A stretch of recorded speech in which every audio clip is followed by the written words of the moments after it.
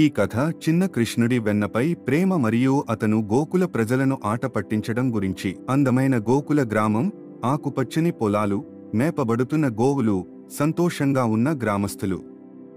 ఉదయాన్నే పక్షుల కిలకిలరావాలు.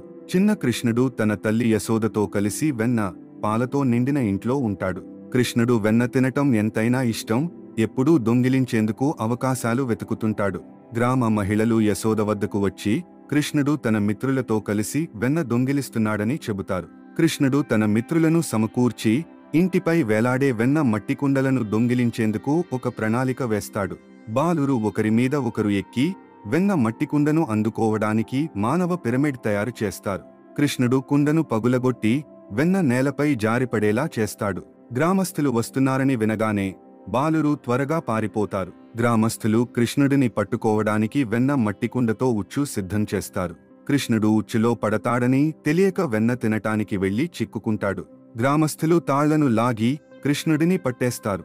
గ్రామస్తులు యశోదను పిలిచి కృష్ణుడి దొంగతనం చూపిస్తారు. కృష్ణుడు అమాయకంగా నటిస్తూ యశోదను చిరునవ్వు తెప్పిస్తాడు. యశోద కృష్ణుడిని ఓటమికి గురిచేయడానికి ఒక మల్లెతాడుకు కట్టివేయాలని నిర్ణయించుకుంటుంది. కృష్ణుడు తాళ్లను లాగుతూ మల్లెతాడును ఈడ్చుకుపోతాడు. కృష్ణుడి బలానికి 2 మహావృక్షాలు కూలిపోతాయి. వాటి నుండి 2 దివ్య దేవతలు బయటకు వస్తారు. దేవతలు కృష్ణుడికి నమస్కరిస్తూ తమ శాప విమోచనానికి ధన్యవాదాలు చెబుతారు. యశోద ఆశ్చర్యపడుతుందైనా తన కుమారుని పై ప్రేమతో నిండిపోతుంది. కృష్ణుడు చిరునవ్వుతో తన మిత్రులతో తిరిగి ఆట పట్టించేందుకు పరుగెడతాడు.